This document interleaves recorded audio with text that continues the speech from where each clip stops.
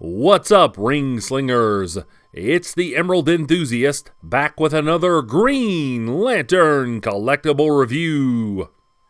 This time I'll be looking at the McFarlane DC Multiverse Gold Label cover recreations figure of Hal Jordan from Emerald Twilight.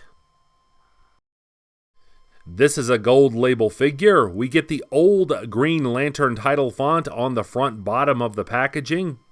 The accessories are positioned to the side of the figure, and the figure itself is visible through the front window. And on the side it says Green Lantern Emerald Twilight. There's a partial window on the top and another partial window on the side. It also says Green Lantern, and on the back we get one of the most iconic images in comic book history, that of Green Lantern Volume 3, issue number 49. Of course, this cover features the pencil work of the legendary Darryl Banks, and there have been numerous homages to this cover over the years. Emerald Twilight was a game-changing story for Green Lantern, and I'm very happy that McFarlane decided to honor it with this figure. And now it's time to bust open this package and see what's inside.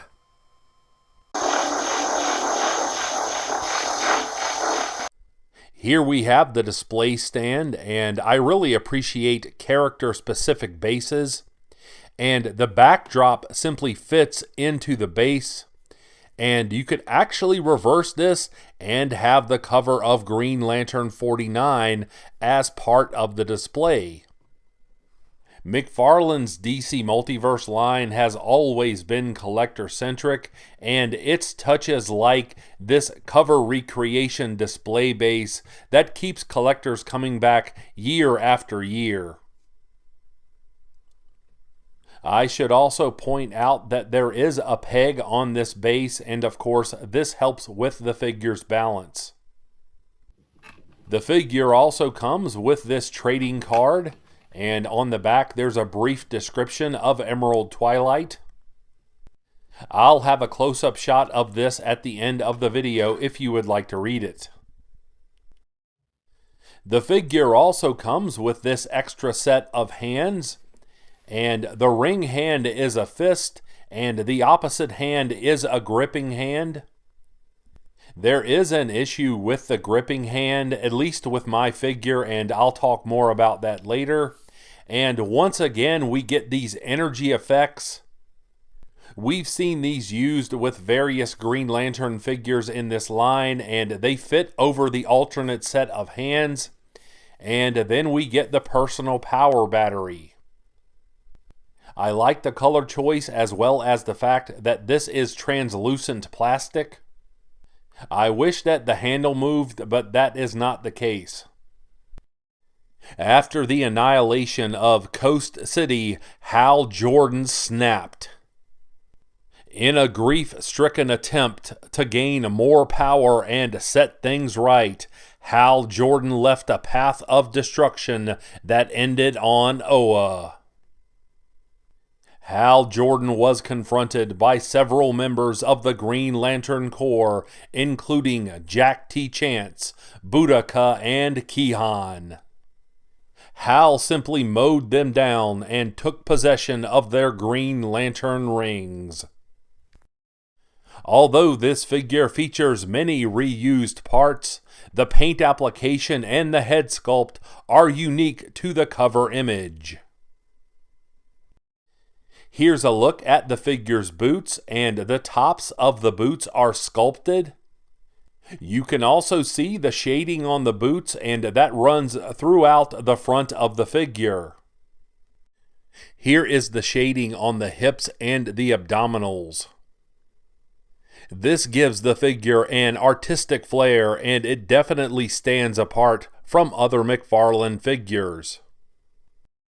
The number of rings on each hand is accurate, 7 on one, 6 on the other, and the placement of rings on the individual fingers is accurate as well. Here is a close-up of the symbol on the chest, and for the most part, this has been executed well. However, there is some very minor paint sloppiness, and the lines are also too thick to be completely accurate to the comic book cover image.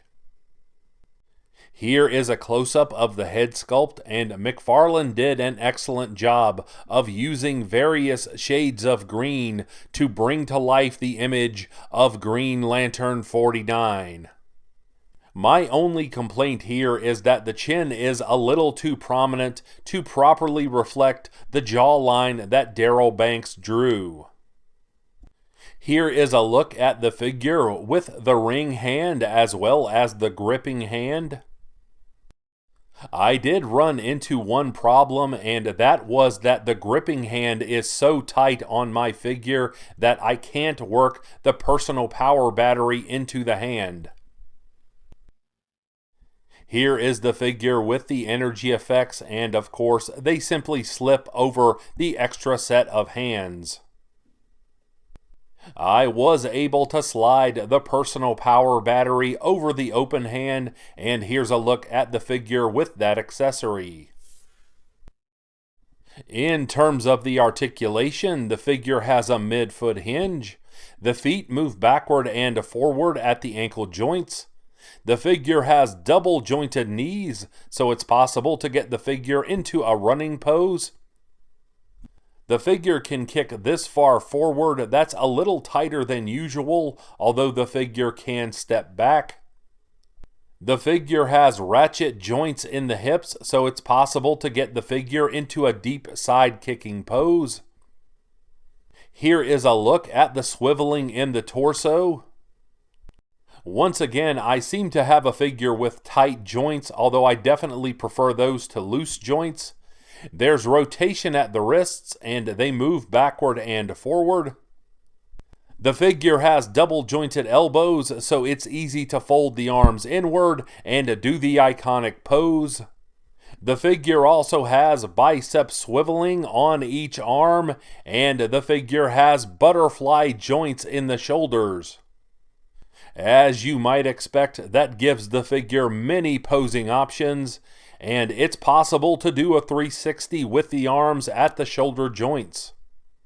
Here is a look at the figure's wingspan as well as some of the movement in the arms. In terms of the head sculpt, the figure looks easily from side to side. There's a minor amount of up and down movement. However, there is a considerable amount of head tilting. Here is a look at the figure in front of the backdrop, and as you can see, this is a very eye-popping display.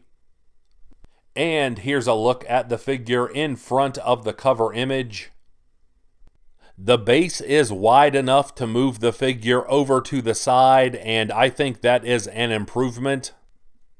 But either way, if you're a fan of Emerald Twilight, having a collectible to highlight this key moment in Green Lantern's history is really a collector's dream.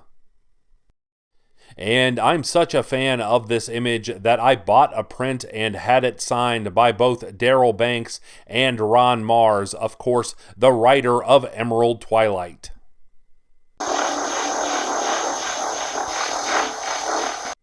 If you enjoyed this review, please like and subscribe. I'll put links in the description below of my reviews of Jeff Spoke's Santa Claus Green Lantern No. 49 homage cover, as well as Darryl Banks' Joker No. 7 Green Lantern 49 homage cover. And if you would check out some of my other content, I would certainly appreciate it. You can also find me on the Emerald Echo podcast, where we cover the adventures of all of your favorite ringslingers. And that's available as part of Multiverse Musings, the vidcast, and that channel is available right here on YouTube. And I'll be back with more Green Lantern content soon. But until we meet again, this has been the Emerald Enthusiast, and thanks for watching!